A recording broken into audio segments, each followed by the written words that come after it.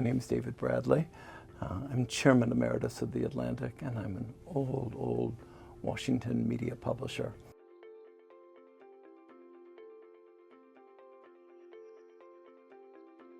I've been giving a lot of thought, because the Atlantic is giving a lot of thought, to just how much change we might be seeing, largely AI-driven. A few months ago, I hosted a dinner for a man named Geoffrey Hinton. He was the head of Google Brain, but much more important than that, he's the founder of large language model research dating back to the 1970s. He just won a Nobel Prize for his work in this field. He wanted to explain the reason he had quit Google Brain is because for the first time in 40 years of research in the field, he is worried about the future of the human species. He said, we all see that AI is getting smarter and smarter, but we don't have a concept for what's about to happen. He said that if we had the smartest people in each of 100 disciplines, and we went out and interviewed all the other smart people in the disciplines, and then we came back and we were in a stadium and we were collecting all of our knowledge, even if we were brilliant as a group, we'd have no way of sharing it with each other.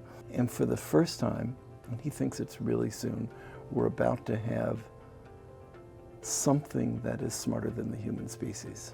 And we will never catch up with it. We can't know what it's like to share a planet with something that's that much smarter than we are.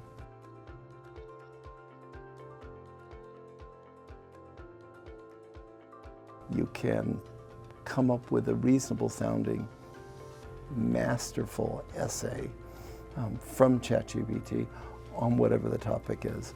It'll have mistakes, but it can be a really smart block of text.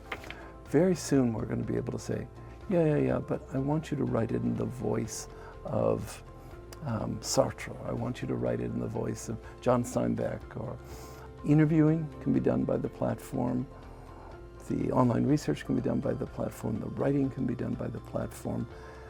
The publishing of the story can be on the platform. The podcast can be on the platform. A news anchor reading it can be on the platform, all created.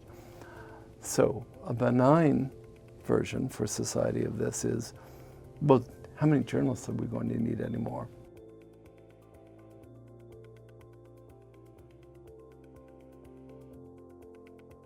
I don't know how much change is coming, but I'm on the board of my 4-year residential college, Swarthmore College in Pennsylvania.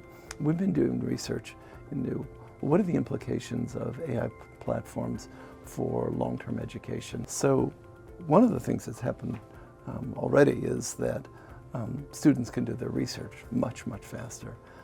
Furthermore, you can have a dedicated, customized AI coach or tutor who gets to know your skills, that can coach you in any topic, coaching around the weaknesses, and pull you through the hard moments. So what the research is suggesting is that the platforms are going to be able to teach us 2 to 3 times at the pace of what, let's say, a lecture teaches. We have created, all over the world, industrialized education, where you sit in the classroom and everybody hears the same speech.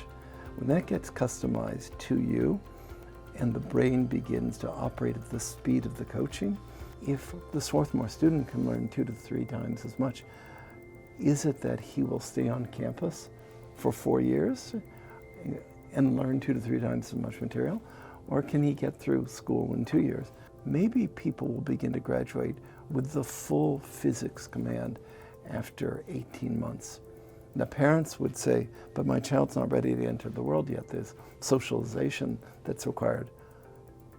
But if you can save $250,000, let me throw in one more thing. The metaverse equipment is going to be very extraordinary. And reasonably soon, it's going to be a pair of contact lenses. So what does that mean? That means you're sitting in your dorm room and it's time to go to class, but you could have exactly the same experience through the metaverse with sitting in a seat that was left open with classmates you know, in conversation with them. Or maybe you just say, you know, I think I'd rather be skiing this weekend. Then you say, well, how disruptive is online education to the campus experience? I don't think we're thinking expansively enough about just how much our lives can change.